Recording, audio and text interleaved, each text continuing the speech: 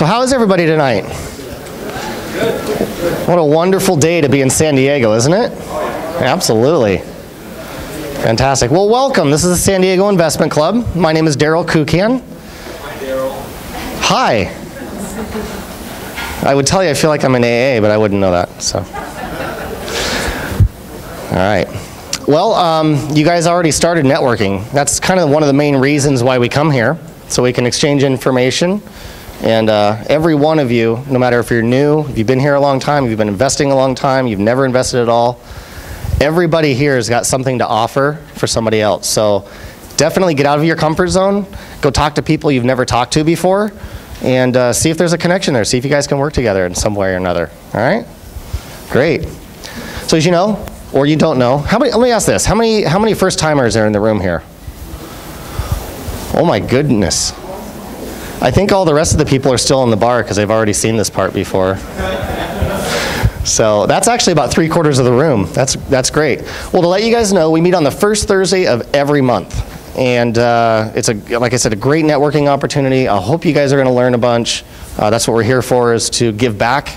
You know, it's our pleasure because my business partner, Imran Clark, in the back of the room here, he's also the co-organizer of the investment club. And not long ago, 8 months, we were sitting in the same chair as you were. And a gentleman by the name of Reggie Lal is one of the founders of this particular club. And you might actually get a pleasure of meeting him tonight. He is here. He came down from Washington State. So maybe I'll get him up to introduce and talk a little bit. We'll see if he's got time.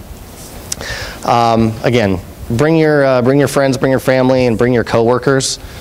This is a great place to build your team as well. Again, if you're new and you need to build your team, whether it's a CPA, whether it's a contractor, something's missing in your business, look for these people in your room. And we'll go around real quick and we'll have people raise their hand what type of a business they're in and see if we can connect you guys with each other. So tonight's meeting is about, basically it's about property radar and how to find deals, how to evaluate them, and we'll go into a little further detail on how to evaluate properties. You know, we'll show you that up here real quick. But it's an amazing product. Imran and I are both subscribers to it. We use it all the time in our business, and it works really well. Almost every day. So Colleen will be up tonight, and I do have to apologize. We got a call from Sean O'Toole, and he had a family emergency. So his better half is here to step in for him, and she's going to give a fantastic presentation. She's phenomenal. So all the slides that Sean O'Toole was going to present to you, Colleen Dalton here put together for him anyway. Right. So right. She knows him better than Sean, and she's got tremendous experience. She brings over 20 years of, she's got her MBA, over 20 years of marketing experience, came to Property Radar. She's the Senior Vice President of, let me see if I get this right, so she's Senior Vice President of Customer Experience and Brand Marketing. Yeah. Good job. So she's going to be able to tell you a lot about Property Radar, how to use it, how to help your business with it, what's going on in the market. So we're really looking forward to hearing her, have a nice fresh face up here. So. All right, well, thank you. Next month's meeting is, who's all heard of crowdfunding? Okay. For those of you who haven't heard of crowdfunding is simply a way to raise money for your real estate deals. So you can do other deals without your own money or your own credit. It's pretty cool. So we've got some pretty amazing people on the panel next month. And let me just read you real quick. We've got Julie, we've got Jeremy, and Eric. Julie, she's the founder and the CEO of Realty Mogul. It's a crowdfunding for real estate. It's a marketplace for accredited investors to pool money online and buy shares of pre-vetted real estate investments. So she's going to kind of talk to you about how to set that up so you can raise money yourself for your own deals. She was the previous vice president of Union Bank. Majority was spent in the private wealth management, working with broker-dealers, registered investment advisors, and real estate lenders and wealth planners. Jeremy Roll, he was actually the co-founder of the Phoebe organization. Phoebe stands for Investors by Investors.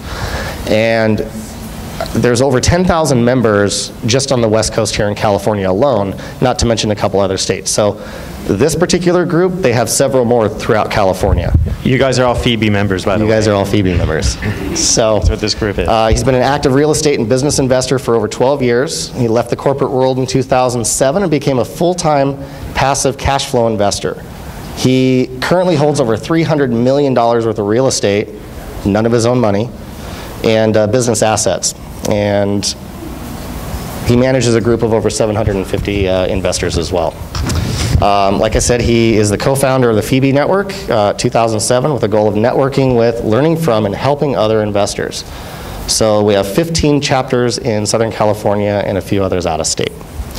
Eric Sargusa, he's the vice president of MHP Funds, and he co-manages multiple mobile home parks. He's a mobile home park investor. 18th largest mobile home portfolio in the country, and he's got 7,500 lots in 16 different states. He also is the president of the NSDREI, which is right here in Oceanside. It's another real estate networking group similar to this one. And well, we'll show you a couple of slides here, but they meet on, I believe, this third Thursday of every month. Third Thursday. I mean, they're basically in San Diego, 3 big worthwhile investment clubs to go to. This one, of course, #1. So thank you. Right, and then you all know of Built Hands down in Mission Valley. It's a good one, the SDCIA. And then Eric Saragusa's up in Oceanside. Definitely go to that one. Very, very high quality. So these three people here are going to be on stage next month. I definitely advise you to come on down. Last time I saw these 3 people speak, I learned so much and actually took our business to another level. So yeah, it's worth your time. Everybody's always asking, where do I find the money? How do I get the money? How do I pay for this stuff? This is really what this is all about. I mean, these guys show you how to raise money for your deals, you know, whether you're doing little or big. I mean, Eric Saragusa started from nothing. He was sitting in chairs just like we were here. His next round of funding, that is, I think he's on round 7. He's raising $40 million right now. For one project. He started out $1 million, and then 2, and then 5, and then 10. And he's up to like $40 million on his next fund. So really, if you want to learn how to raise money and attract money, come next month. Okay. Right on. I keep saying about networking. This is what it's all about. So, oh, disclosure. Basically what this says is we're responsible for nothing. You guys are responsible for everything. Right. So yeah. Everything is averages, like approximations. Exactly. Yeah. Go talk to your own legal advice, talk to your own tax advisor. Exactly. So we're going to run through this real quick. We're going to find out who's in the room. Title reps. Any title reps in the room? You got one title rep. Where are you from? Landwood Title. Landwood Title. Thank you. There you go. Any past speakers? I know there's a few back here. Oh, there we go, Reggie. Yeah. Reggie's actually some won't raise their hand. Not even a past speaker. Escrow companies. Is there any escrow company representatives here? No? Okay. Home inspection companies. Which home inspection company are you with? Reliable Home Inspection. Reliable Home Inspection. Folks, okay. Use your home inspectors when you're doing your deals. If you want to negotiate a good price, pay the $400 or $500 up front. It's cost of doing business. We do it on every single deal, no matter what. It's part of your negotiation, and you can get that into the appraisal and everything. That $450 will get you $4,000 back. Right. So. And do it early. Staging companies, contractors. Contractor again, contractor. Okay. Good contractors are priceless. Fantastic. If you need a contractor on your crew, go talk to this guy here. Any appraisers in the room? Okay. Property managers. There we go. If you've ever managed your own properties, go talk to him because it sucks. You'll want a good property manager. Notaries, private lenders. Got a lot of private lenders. Got a lot of lenders in the room. Great. Another place to find the money, folks. And they know a lot of other people that can help you blend their money with somebody else's money and get the deal done. If you got a good deal, talk to these folks. Yeah. They'll make sure it gets done. And you'll hear from some of our sponsors as well. So Brock will be up as well. Self-directed IRA representatives. Another place to find the money, people. Sorry I forgot your name, but you're with UDirect. Thank you. And she's also one of our sponsors as well. Any attorneys in the room? Okay. Marketing companies. Great. If you guys need some marketing for your business, go talk to these ladies over here. They'll help you out. Financial advisors? Real estate agents. Got a few agents. Real estate agents that work with investors. Okay, so now that you know where to find the money, you need the deals. Go talk to these people. Go talk to these guys. And let's see, where are we? Mortgage brokers. Okay. If you've got buyers that are looking to buy your house that you just fixed up, these guys can probably help you through the process. I want to say to all the real estate agents in the room, come talk to us after, because we've started a new program on how we're working with agents that you'll really like. So right. Come talk. It's a new thing we're doing. Any CPAs in the room? Okay. Any other services that we may have missed? Yeah, who wants a shout out? Now's your chance. Architecture. Oh, okay, we've actually something done you may not normally think of, especially if you're doing fix and flip, but new builds in particular, but even or some add-ons. Add-ons and some fix and flips that were reconfigured. We've come across some really weird properties that we've had to bring in design and architect experts to figure out how to make the layout and the flow work, right? And what you can do and not do. And now we're building on vacant lots, new builds, especially high-end stuff. And you're going to want an architect. Don't come up with something yourself. So, very important. Oh, wonderful. Like I said, SDCIA, they're another one of the real estate investment education group.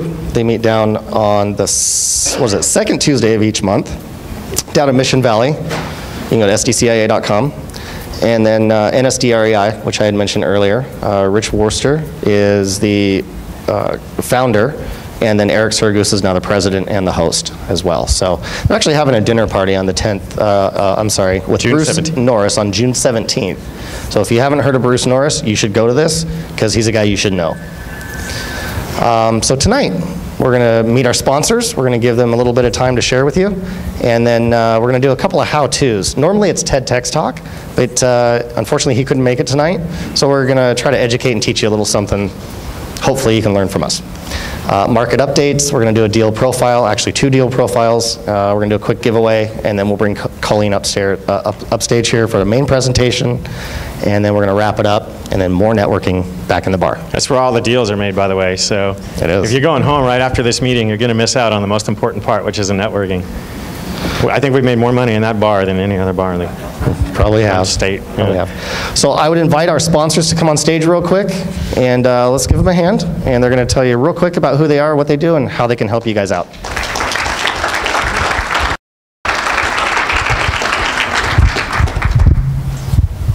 Thank you very much. My name is Brock Vandenberg. I am president of Talamar Financial. Talamar Financial is a hard money lender here in San Diego.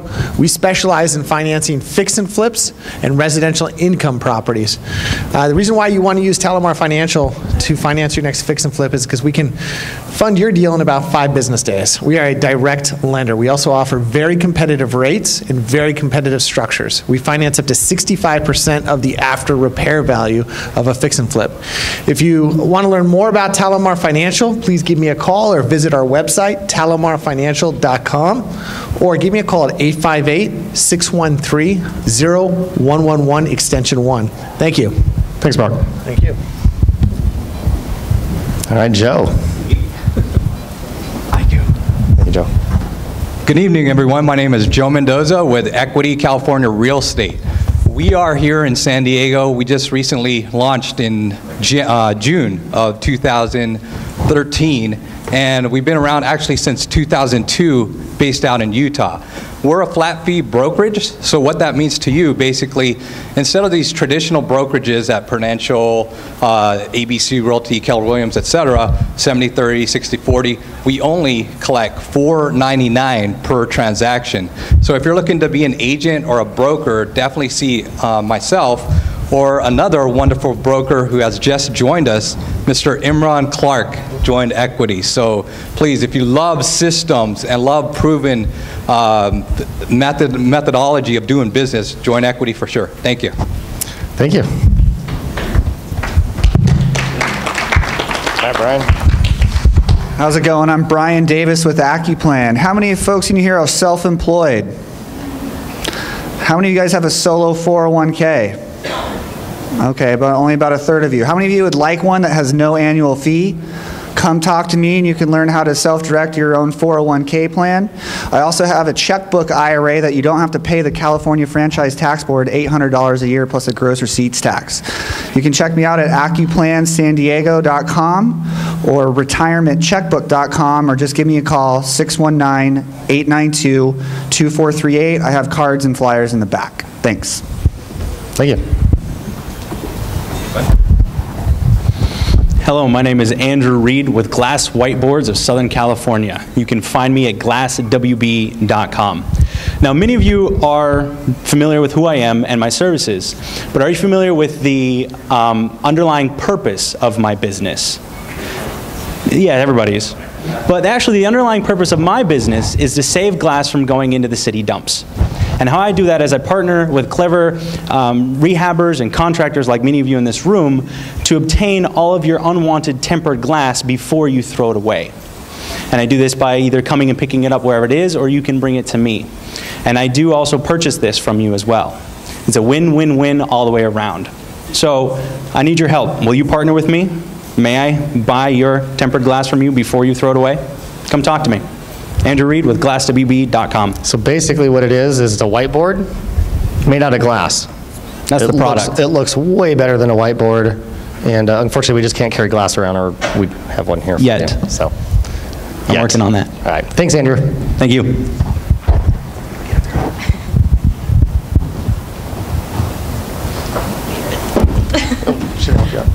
Hi, I'm Gabby with Direct IRA Services, and we have helped thousands of Americans invest out of the stock market. In June 21st, we're having a guest speaker, Bruce Norris. Many of you have heard of him before. I have business cards and also flyers in the back if you guys want to learn more. Thank you so much. Thank you. Thank you. Hi, Diane. Hi, I'm Diane Oliver. I'm a real estate investor. I bought my first house when I was 22. I couldn't even get a realtor to show me a house because I thought, what's this kid going to do? I've loved real estate ever since. I still love it. It's my most used investment for myself, and I'm a real estate agent. I do only investors. That's it. No normal people, not one. Only investors. That's all I do. I search for deals. I talk to other agents. I tell them this is all I do. And I try and get them to give me their busted up properties, and then I try and get them sold on the first day. So if I can help any of you, let me ask you this.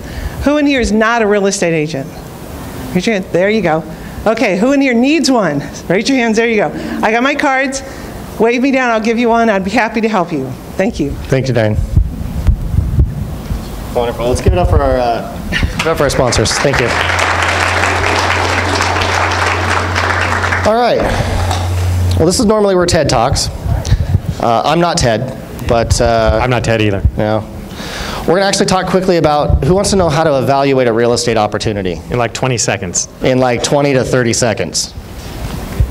Okay, well, it's only like 4 of you, so we can go out of the room later and do it. We'll skip this part. No, I'm kidding. So it's actually very, very simple. When you can find the ARV, which is after repair value, after you fix the property up, you're going to subtract 10% of the ARV price, then you're going to subtract your rehab costs, and then you're going to subtract what profit you want to make out of it. Usually for dollar we put into a rehab, we're going to want to see a profit out of it. So once you subtract all those numbers, you'll have your offer price. The 10% represents any fees, any hard money fees, any mortgage payments, sales commissions at the end of it as well.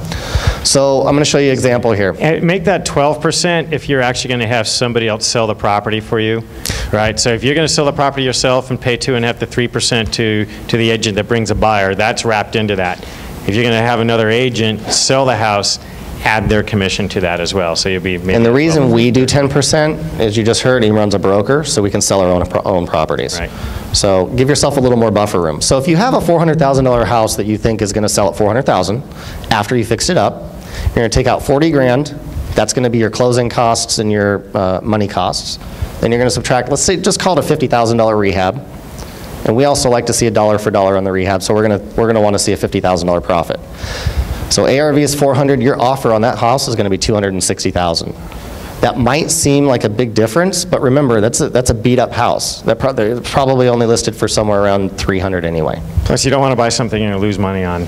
So this is really sort of the rule of thumb.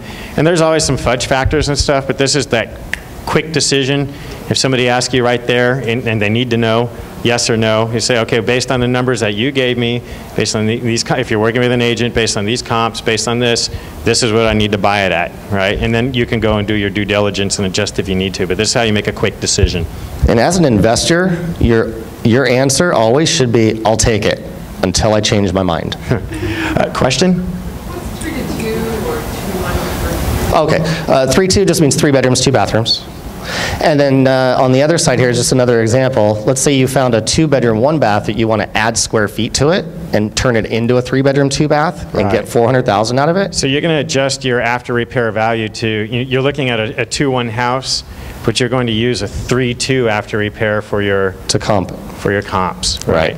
In that. And you can work it the other way. So this is, Daryl's got 10% of your after repair value.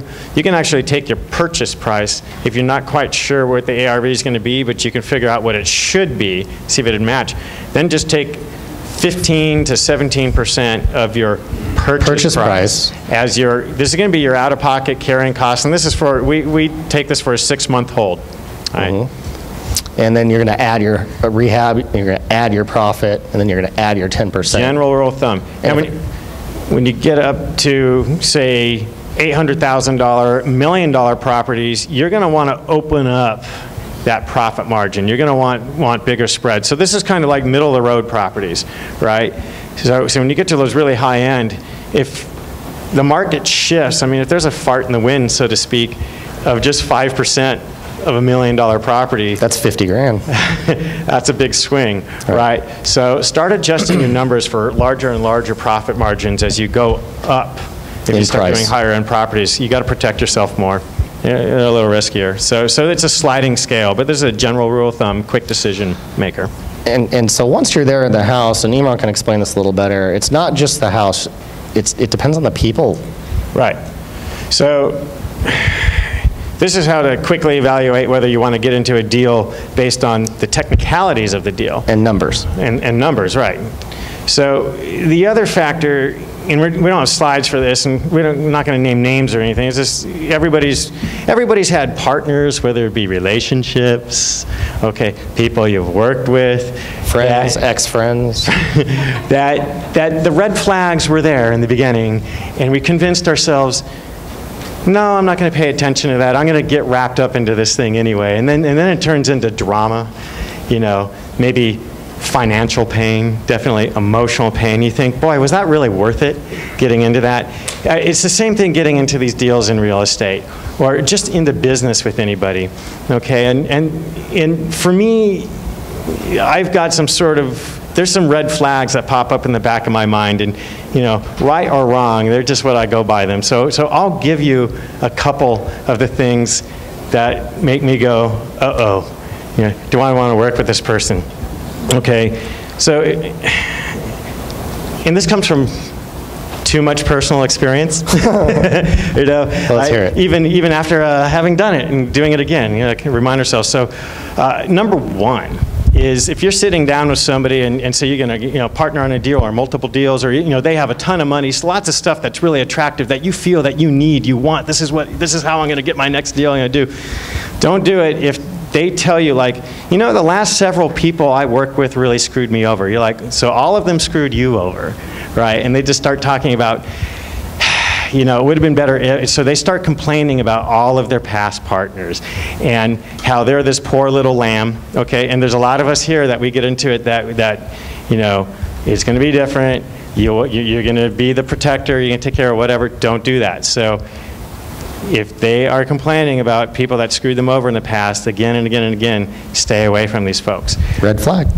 Big red flag. Okay, and very related to that is going to be taking personal responsibility for basically anything. So if you find they're the kind of person that just keeps putting it off on somebody else, right? They're kind of mooches, right? Everybody else's fault. Right. So watch out for the folks that just won't just grab charge and take personal responsibility for something that maybe isn't even normally their responsibility, but it just needs to get done. They make sure it gets done. So if you got the other person that says it's not my job, don't work with those folks. And I think I would say on a final note is just negativity. So if you have somebody, and again, this doesn't just apply to business. I mean, this kind of applies to anybody that you're relating with, right? You want somebody that says, I'll get it done, rather than I can't do that. But just has a positive outlook. You want people that roll with the punches. You're going to get into this game. Things adjust. They're not going to go exactly, no matter how much you write things out in a contract, no matter how much you write numbers out, who's playing what role, there's going to be, things that happen. So you want to be with somebody that can roll with the punches, doesn't blame, that just says we're all on the same team here, we're trying to get this done, and can just kind of make those adjustments and say, this is good enough, let's all get it done together and do it. So watch for people that are the opposite. And that sounds like common sense, and it is, but you'd be surprised how often even experienced people end up in situations again, and it is that simple. And when you decide to kind of go against your common sense, that's when you can end up in legal battles, arguing over money, failed deals, pointing fingers, and it just eats up time and energy. So, simple things, but they really are important rules. So I hope that helped. Right. So we're going to run through real quick market updates. I know it says Imran, but I'm going to go through it real quick. And actually, Colleen's got some of the same slides, but a different perspective on it, because she actually works this every single day. So how we determine these the markets, we do price and direction and momentum, we do interest rates, sales and inventory numbers, and employment figures. So we'll run through here real quick. California sales, they jumped 21% in March. The median home prices only gained 4.6%. But that's the highest level in the last 6 years. And what that means is I think 21% was month over month, so from February to March. And we all know wintertime, it slows down, so it should start to pick back up here during the summer times. But we are still seeing some inventory sitting on the market, even remodeled homes. We actually price ours pretty aggressively, and we still get a few offers, but we've noticed some other investors have been sitting on their properties for 30, 60, 90 days, and they can't get rid of them. Well, a lot of it has to do with the ARV. Maybe they factored the ARV wrong. I'm sure if they drop their price, they'd sell it a lot faster. In fact, that's one of the things we do once in a while is we'll actually make it real competitive to get multiple offers, and we'll have them bid against each other, and we'll get an extra $10,000, $15,000 out of the property. So you'll get your price, just make it competitive. Home sales. So all the property sales were up month over month by almost 21%. And out of that, we've got non-distressed properties, meaning traditional sales. They're actually up 25%. But the reason for the 20% is the all properties because of the distressed properties. The distressed properties are actually down about 7.4% since last month, and we're down almost 50% since last year. So there's not a lot of inventory. There's not a lot of homes that are either underwater or in trouble. So it's kind of hard. It's kind of slim pickings out there. So you got to expand your marketing. You got to do things a little bit different than you might have had to do last year when there was a lot of property for sale. Year over year home sales, we just went over that. It's down 13.3% overall, and distressed properties are, again, almost 50%, where non-distressed properties are 6.5%. So median sales price versus sales volume. We've got our medium home sales price. It's over here. And then our sales volume is over here. So you can see that, again, non-distressed properties month over month 4%, and distressed properties are almost 5%. So moving on to the homeowner equity.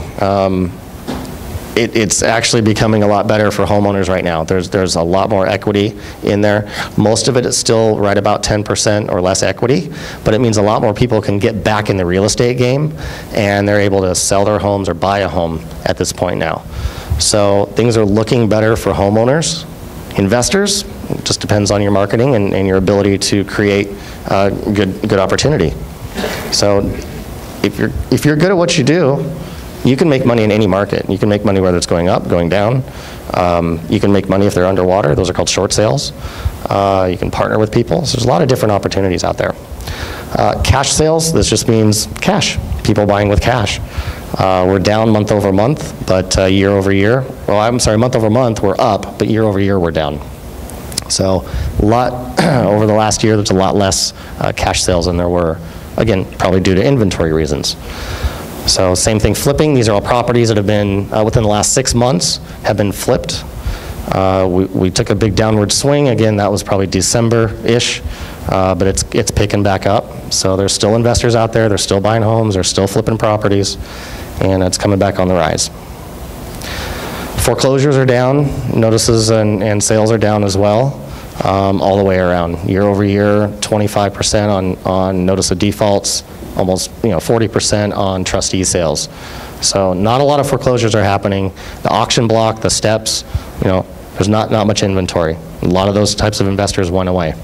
So when that starts picking up, it might be a good opportunity to jump back on the steps when there's not a lot of competition. Foreclosure inventories, these are bank-owned properties. We're down 9.5% on pre-foreclosures. Ones that are scheduled for sale, we're down again, probably because people are creating, or the equity is there in their house. They don't want to lose it, and they'll find a way to get out of foreclosure. That's where we are here. Still a good time to buy a house. We're down just about 0.15% from last month, so interest rates are still really low. Buyers are still out there. So if you can get a hold of property, flip them. There's good opportunity there. And employment is down, which is huge. When employment goes down, people can afford more house, more buyers, less inventory. Huh? Unemployment is down. Sorry. Unemployment. That wasn't my slide, by the way. I didn't put that together. So we can say employment is up, let's put it that way. So unemployment's down to like 6.5%. So how do you do deals? How do you do come to these meetings? Get educated and you network and you take a whole bunch of action. And the more action, the better, whether you fail or not. That's how we got through it. So we're going to go through a couple of deal examples, and I'm going to let Imran take over on this one, because he's, interestingly enough, we finally decided on our roles in our business. I mean, we're all doing a lot of things in our business, and we decided he's taking this, I'm taking that, and he's in charge of acquisitions now, so go for it. Okay, so folks are always asking, besides where do I get the money, where do I find the deals? What kind of deals are working now? Yeah, well, all the old stuff still works, right? So keep doing that, all right? And talk about foreclosures being down. It's true overall, and I've noticed, because I'm also the guy that's like tracking all of the notices of default and everything in our business, that in the last like 2 to 4 weeks, there's been a sudden uptick in the number of notices of default filed, like quadruple. Even 10 times more, which isn't more, because it might have been like there were 2 and now there's 20, right? But still, it's uptick. Okay, so these 2 deals are examples of how to get into a property without having to do a short sale or outright buying the property all cash. And they're going to be people that are right there at about market value, and the other one, they have a ton of equity. And how do you get into something like that? What's the incentive? So these 2 are done based on a strategy called subject to. So is there anybody here, and actually it should be a lot of you that don't know how this works, how a subject to works. Who doesn't know what subject to deals are? Okay, so we got a few hands. So very quickly, there's already a mortgage on the house that owner, that seller put on the house, say years ago, okay? And you can actually go in with a contract and take over. And we're not talking about assuming the loan, which means you would have to go to that mortgage lender, that bank, and get your name swapped out for the loan. You'd actually have to qualify for the loan. They'd look at you like a borrower and qualify you. But you're taking it subject to the existing financing based on just that seller, and you're just agreeing to make the payments on that loan. So you're taking over their financing as part of your financing for the property. And then there's different ways you can do it. Are they going to get some money out of this, or are they just walking away because there's nothing there? But that's basically what subject to is. You're taking it subject to an existing mortgage. Now, as investors, especially if we're bringing in private money and hard money, we're probably used to paying something like on the low end 8%, average 10%, maybe 12% for the money. When you're doing a subject to, there were a lot of loans recently done at 3.5%, 4%, even stuff like from way back in the mid-2000s that are at like 6%. Still phenomenal interest rates for us, right? And those loans have been paid down partly. People refinance. So that's what this is about. So we did 2 subject to deals here. So let me tell you a little bit about each one of these. So the first one is on South Thompson Street. Okay, that's a picture of the house. I'm not going to give you all the pictures of the inside and everything. I'm not going to bore you with that. It's actually in really good shape. It makes a great rental. Okay, and you can do a subject to flip. You can take it subject to the existing financing on a short-term basis, long enough for you to rehab it and flip it. You can do it on a buy and hold rental, right? And make a cash flow based on that existing loan. Okay, so South Thompson Street. So how did we find this property? This property is located in Hemet, okay, Riverside County. There's still notices of default being filed, and we send out our letters every month. So this one actually came from a letter that we had mailed out to a notice of default. We got the phone call. Okay, what made this property interesting to us? It had some issues. You have a very motivated seller. In this case, the woman who was the owner, it was her husband that was originally on the mortgage, older couple. He passed away. He handled all of the bills, and he handled paying the mortgage. Okay, she had nothing to do with the finances, and then he passes away, and she's going through her grieving period, and she didn't pay attention to any of the finances. So this went on for 2 years, and she just didn't pay the mortgage. And she was still receiving his retirement and his pension, and could have made the mortgage payments, but it was, you know, being distraught and just wasn't her role in that relationship. It just kind of got let go. And by the time she realized what had happened, there was so much owed, you know, back mortgage and, you know, interest and fees owed, that it was too much for her to make up. Okay, so she got into trouble on it. Okay, now you have a motivated lender who hasn't received a loan payment in over 2 years, so they'd like to see something happen. So the exit strategy on this particular one, and I'll show you the numbers on it, was to buy and hold using subject to financing. Okay, so the seller's asking price on this was basically just bring the loan current to get it reinstated, get her out of foreclosure, and she really wanted to stay in the property. She didn't want to have to move. Okay, and we had confirmed with her and her finances that if she stayed in the property, could she afford to pay enough rent to make it worth our while to do it. You know, and one of her grandkids lived with her half the time. Her family was visiting. All her friends were there, so she really wanted to stay put. So we worked that out with her. Okay, so some of the documents that you would use in a subject to purchase.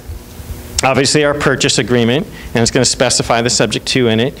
We like putting the properties into a trust. I think anybody doing this should talk to Ward Hannigan. He's another well-known investor here. A lot about trust, how you put them into trust, how you use them as subject to. So we drop the property, we have the seller just deed the property into a trust, and then we become the beneficiaries and the trustee of that trust. It's actually a nice way to kind of stay a little bit under the lender's radar and not raise some kind of acceleration clause, a due on sale clause. So you're going to want a grant deed. That seller is going to grant the property to the trust. Okay. In this case, there's also a rental agreement. So we're letting the seller, we're going to take ownership of the property. We're on title. We're going to keep that person there. We're going to have a separate rental agreement with them. Always have some kind of agreement, because they might default on you, which actually happened in this case. It was very heartbreaking. It was one of the worst evictions I ever had to run, just because I didn't want to do it. But we had to. Okay, and then, can't say this enough, disclosures, disclosures, disclosures, disclosures, all right? You're taking over somebody else's financing. Their name is still on the loan. You really have to show that they understand what's going on and that you've educated them and they know what they're doing and that this is what they want to do, so a lot of disclosures. Okay, so some of the negotiation details. Okay, so we agreed to bring the loan current and stop the foreclosure. Okay, we would be the owners on title to the property. We would keep the seller's original loan in place. Okay, we would do zero rehab to the property. It was in great shape. If she had moved out and we were going to flip this, like turn it over and put another renter in it, less than $5,000. So it was in really good shape. Easy to do. Okay, but we agreed to rent it back to her for the PITI, which is just basically the carrying cost of the property, the principal and interest of the loan, the taxes and the insurance, plus just a little bit more as a buffer in case we needed it. Okay, because we're thinking long term on this. We're going to park a little bit of money in this property, make a lot of money down the road. Okay, and we had an agreement in her contract that she would handle any minor repair issues. We actually wrote it in, any kind of repair that's $250 or under was her responsibility. So we really wanted to be hands off on this and not, be very necessary involved as landlords or to spend money on piddly stuff. She's going to treat it like it's still her own home. And the ideal situation is that we never hear from her and she never hears from us except for exchange of Christmas cards. That means everything's going well. Okay, so financing details.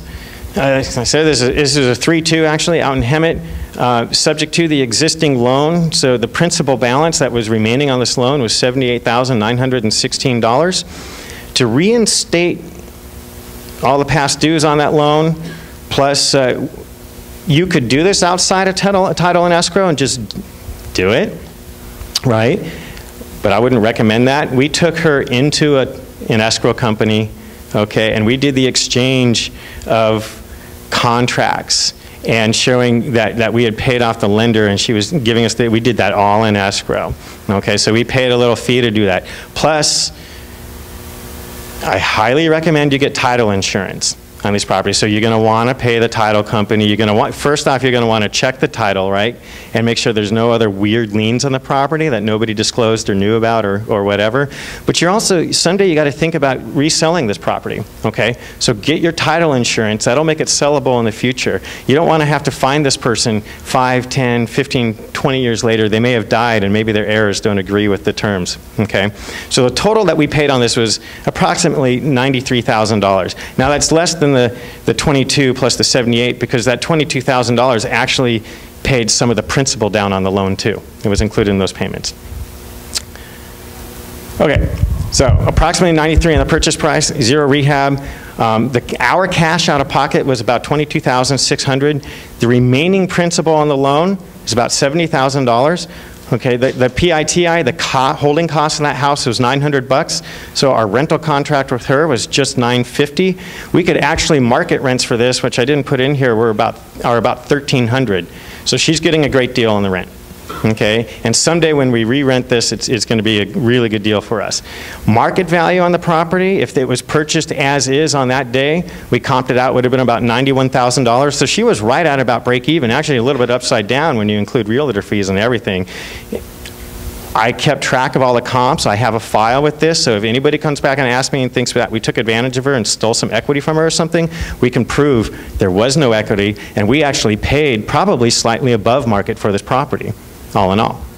Okay, but if you look back at 2006 peak values, approximately $280,000 before the crash. So what we're looking at in this property is some upside, okay? So as she's paying rent, the PITI, and we're just turning that right around and giving it to the lender, pay the lender, we're going to pay the principal down. So we're going to eventually capture $70,000 of that remaining principal, right? That's going to become ours, and we're not paying for that. The renter's paying for that. Plus, we're going to get the upside on the appreciation. So that's why this makes sense, okay?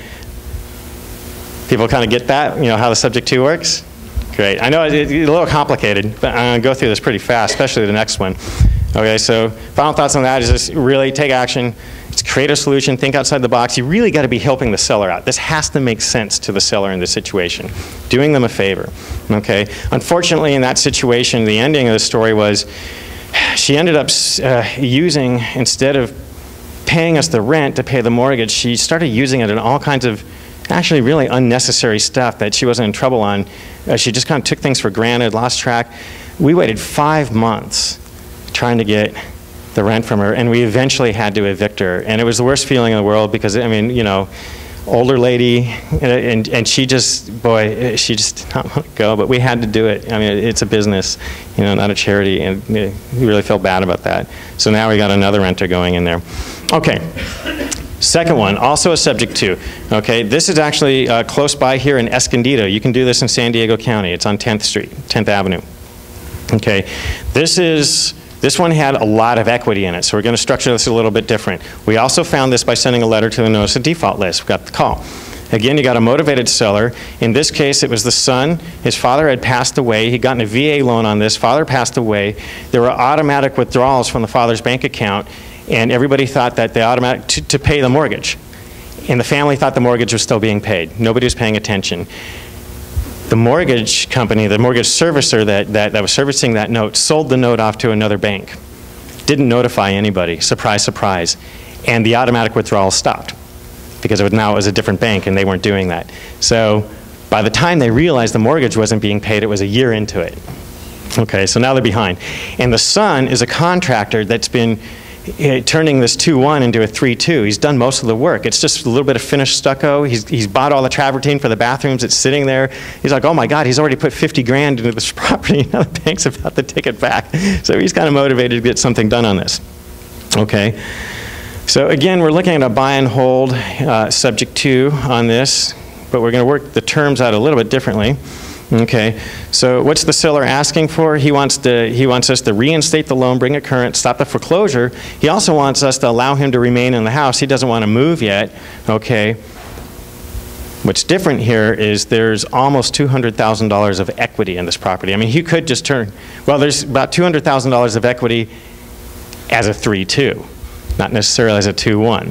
So we got a little agreement here. We're gonna split this potential 200 grand of equity with him, minus cost of sale and all that, work those numbers in. So we agreed to everything with him, and we're also going to do an equity split with him. But he doesn't get the money now. He'll get it in the future. Okay. We both get some of this. Okay, same types of documents, except now there's also a partnership agreement in this based on the equity. Okay.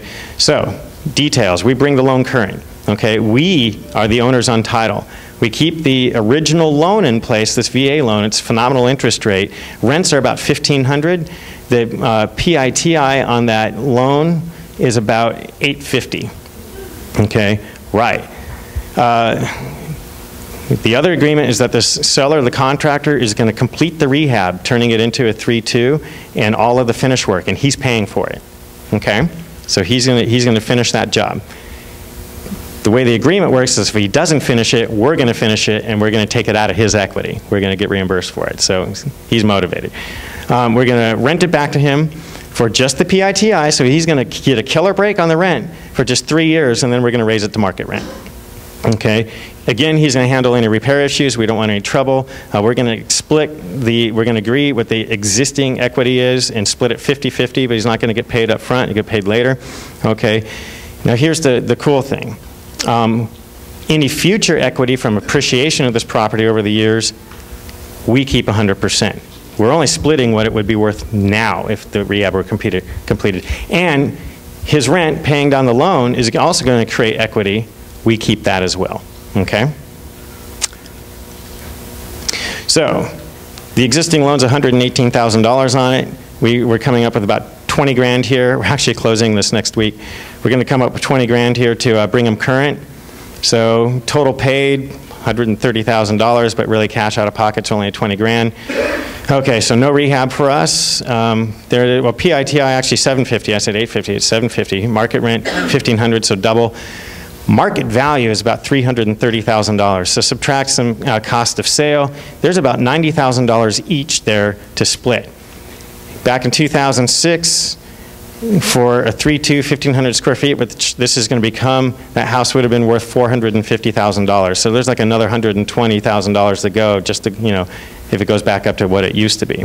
So it's only $20,000 out of pocket, and we're not going to have any carrying cost. We've got 90 grand sitting there waiting for us, and we've got the other 118 to be paid down that's going to come to us, plus we've got like another 120 coming in future appreciation. So for an investment of $20,000, good return. Okay? So there's a couple of ways how subject to works. Again, help your seller out, think outside the box. Okay. Question? When does he get his 90? And how do you finance that? So that's going to be an agreement in the contract. So at the end of that 3 years, if he hasn't really completed the rehab on the property, then he's going to have to wait for us to, you know, we'll come in and do that, wait for that. So that'll be a decision point for both of us. We can re-up the contract like for another year, and then for another year where he stays put and we delay everything, or he's going to want to move, okay? Or we want him to move. We want to capture the equity, okay? So it's going to work both ways. So if that happens, one of two things can happen. We just put the house up for sale, okay, liquidate it, and then everybody gets their equity. But we probably want to hold on to this as a buy and hold rental, in which case we would have to cash them out, okay, and it'd still be worth it to us by then. So we don't have to do it all at once. We can build up to it over time. So yeah, we would either refinance or we just give him his 90 grand, right? Okay, so is there anybody else here that's actively doing deals, whether it's buy and hold, flips, whatever, by raise of hands? Okay, so all of you folks that are raising your hands, please contact us, because we want to have you come up and show your deal. And you'll get some notoriety. People, you might get a couple more deals. People might come to you, with some money to put into your deals. We put a lot of people's money to work.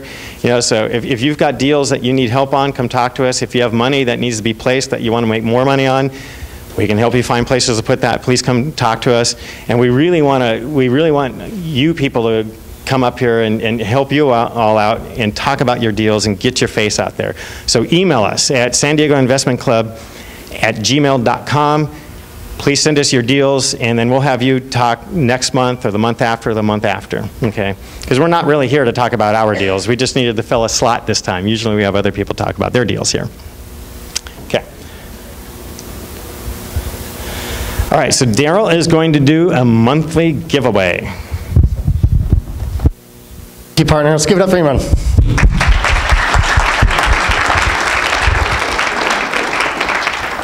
So we have one of our sponsors, Belinda, with IRA Trust Services. She gave us a free book to give away. So who here is, well, I'm surprised we didn't do this earlier. Who here is in the military?